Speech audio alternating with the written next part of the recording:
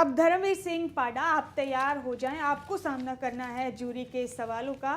जैसा आप शुरू करें। धर्मवीर जी से पहला सवाल करेंगे अजय झा जी आप। प्रदेश में कानून व्यवस्था के बारे में आपकी क्या राय है और इसको कैसे ठीक की जा सकती है? झा साहब, प्रदेश के अंदर कानून व्यवस्था का तो दीवाना निकला हुआ है। स्थिति ये है कि छोटे शहरों से, असंध से विशेषकर, लोगों ने पलायन करना शुरू कर दिया है और उसका प्रभाव ये पड़ा है कि हमारा व्यापार, उद्योग वो ठप हो चुका है और आम आदमी के दिल के अंदर एक भय है कि सुबह जाएंगे तो शाम को पता नहीं किस हालत में लौटेंगे। और इसका केवल एकमात्र कारण है वो राजनेताओं की इच्छा शक्ति की कमी और फैला हुआ भ्रष्टाचार। अगर प्रतिनिधि या वहाँ का नेता जिसके ऊपर जिम्मेवारी है वो एक ईमानदारी से काम करे और अपने प्रशासन को चुस्त दुरुस्त करने का प्रयास करे तो ये समस्या का समाधान हो सकता है।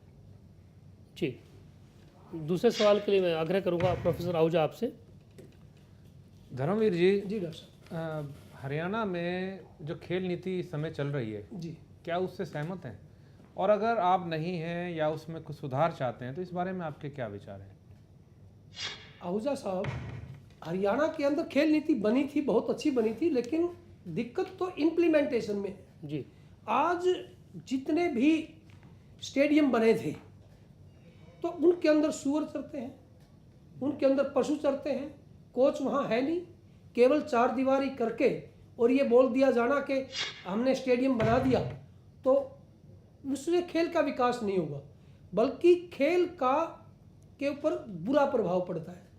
और जहाँ तक वही बात आती है, फैला हुआ भ्रष्टाचार, चयन प्रॉपर ना होना, उसमें सिफारिश करना, सिफारिश के पीछे भी अक्षेत्रवाद की कहानी आ जाती है, तो ये बड़ा प्रभाव, बहुत बुरा प्रभाव पड़ा है। इसमें हरियाणा प्रदेश की जिस तरीके की नेचर है, हरियाणा प्रदेश की जिस तरह का एक सौष्ठव है, शरीर है, शरीर की नेचर, वो तो अंतर्राष्ट्रीय स्तर के खिलाड़ी बनने की इनके अंदर काबिलियत है, लेकिन जो कारण बताए गए उसकी वजह से आज खेल में हम पिछड़ते हुए जा रहे हैं। जी धर्मपाल जी, ठीक कैसे कर सकते हैं उसका जवाब? रमन जी, हाँ, टाइम का थोड़ा सा कंसर्न मत।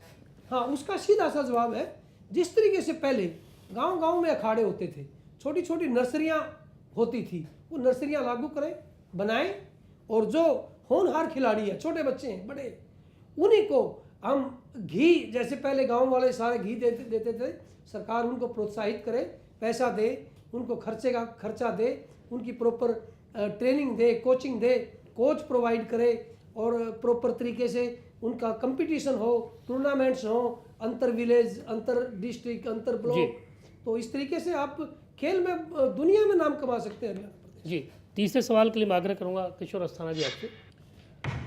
धर्मवीर जी, हम लोग ये ख्वाब पंचायत के बारे में बहुत सुनते आए हैं। जी, आजकल की माहौल में क्या ख्वाब पंचायत की सक्रिय भूमिका होनी चाहिए, और यदि आप समझते हैं होनी चाहिए तो आप क्या सुधार लाएंगे उसमें? देखिए अस्थाना जी, ये बड़ा चिंतनीय विषय है।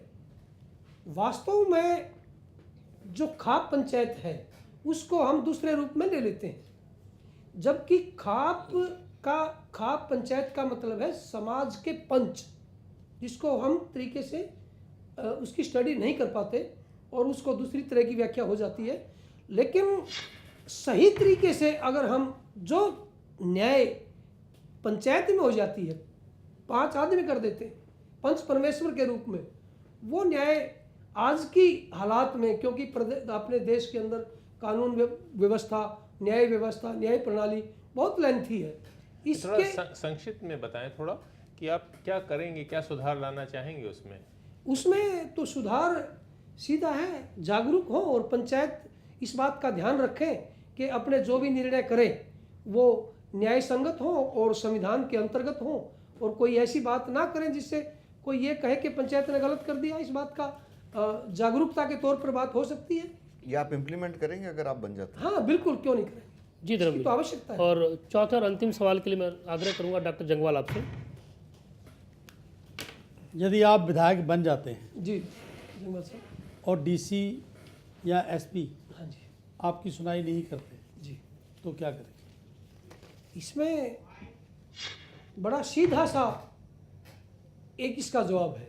अगर आप ईमानदारी से काम करेंगे समाज का, समाज के हित में, क्षेत्र के विकास के लिए, अपने लोगों के काम के लिए, तो कोई मना नहीं करता।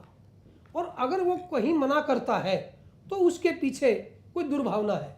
और दुर्भावना यानी कि मन में चोरी, चोर को तो बड़ी आसानी से पकड़ा जा सकता है। आप प्रदेश की सत्ता में हैं, आप उसका आप उसके ऊपर अंकुश करके उसको एक तरीके से हैंडल करके, और सत्ता में नहीं है तो? सत्ता में नहीं है तो भी कोई बड़ी बात नहीं है, क्योंकि सबसे बड़ी सत्ता तो वो तो जनता है। और जनता के सहयोग से आप आंदोलन कर सकते हो, आप एक शांतिपूर्वक अपनी बात को आग्रह कर सकते हो, प्रार्थना कर सकते हो, मीडिया के माध्यम से जी। पर्सनल रिक्वेस्ट करके, गट्स इस्तेमाल करके काम हो सकता है, कोई दिक्कत नहीं है, जी बशर्ते कि ईमानदारी से काम। जी धर्मेंद्र जी।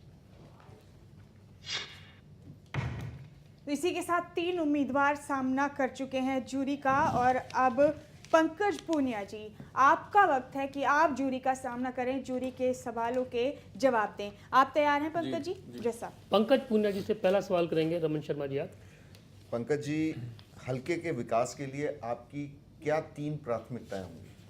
शर्मा जी, सबसे पहले तो मैं पहले जैसे अपने संबोधन में बता चुका हूँ कि हमारे असंध हल्के के अंदर शिक्षा के लिए बहुत बुनियादी ज़रूरतों की ज़रूरत है कि वहाँ पे कॉलेज का आना, वहाँ के अगर वहाँ पे पॉलिटेक्निकल कोई वो इंस्टीट्यूट वहाँ पे आए, कोई ITI वहाँ पे आए, तो वो सबसे ज़रूरी अहम है। तो सबसे पहले मैं चाहूँगा कि वहाँ पे वो जल्द से जल्द उसका निर्माण हो, ताकि हमारे जो ग्रामीण प्रदेश से आने वाले छात्र हैं उनको शिक्षा के अंदर अच्छा उनको वहाँ पे हिस्सेदारी मिल सके।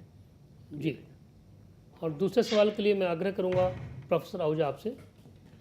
पंकज जी, जो आपके इलाके में जितने भी व्यापारी हैं, आपकी नज़र में उनकी प्रमुख समस्याएं क्या हैं?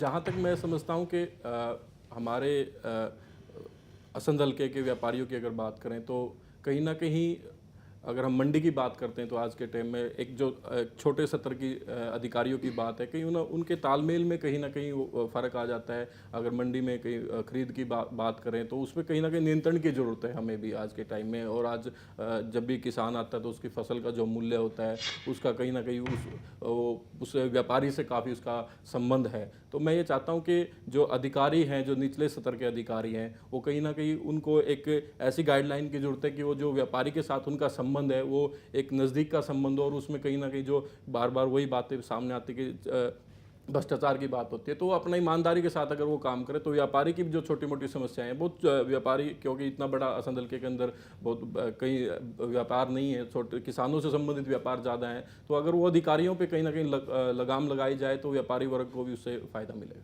जी पूनिया जी। और तीसरे सवाल के लिए मैं आग्रह करूँगा अस्थाना जी आपसे, किशोर अस्थाना जी। पूनिया जी, ये भ्रष्टाचार की बार बार बात आ रही है, इसको ख़त्म करने के लिए आप क्या करेंगे अगर आप विधायक हैं?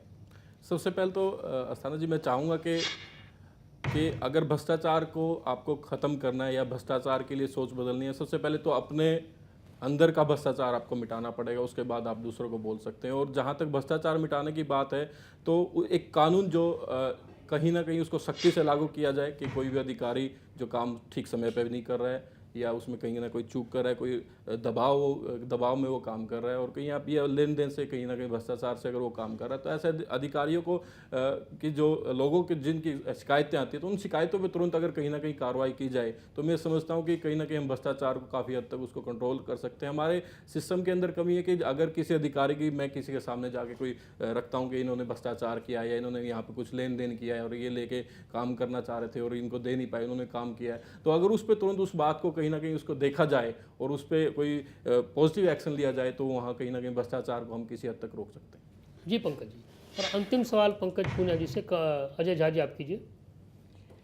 अगर आप प्रदेश के मंत्री या मुख्यमंत्री बन जाते हैं तो प्रदेश के पूरे विकास के लिए आप क्या करेंगे? जैसा सबसे पहले तो मैं चाहूँगा कि अगर कभी ऐसा मौका मिलता है तो पूरे प्रदेश के अंदर एक समान तरह की नीति लागू की जाए, ताकि उसमें क्षेत्रवाद की जो बार बार बातें आती हैं, चाहे दूसरे लोग भी इस बात को उठाते हैं कि जब भी कोई मुख्यमंत्री होता है तो अपने क्षेत्र के विकास की तरफ जाते हैं, तो क्योंकि जब एक नेतृत्व आपको मिल जाता है प्रदेश के अंदर, तो आप सबके समान हिस्सेदारी वहाँ कहीं ना कहीं उनको आप दें, आप क्योंकि सभी जितने भी प्रदेश के लोग होते हैं उनका पूरा हक बनता है हिस्सा कि उनको समान रूप से, चाहे वो नौकरियों में की बात हो, चाहे वो व्यापारियों के हिस्से की बात हो, चाहे वो कहीं भी सड़कों की बात हो, शिक्षा की बात हो, जितने भी तमाम तरह की बातें हैं, अगर उसको पूरी ईमानदारी के साथ बिल्कुल एक प्रतिशत के हिसाब से उनको दें वहाँ पे कि समान प्रतिशत सबका दें, तो कहीं ना कहीं अच्छे काम और सबके ये जो आजकल ये मुद्दे उठ के आ रहे तो वो अपने आप खत्म हो जाएंगे। जी पंकज पुनिया जी।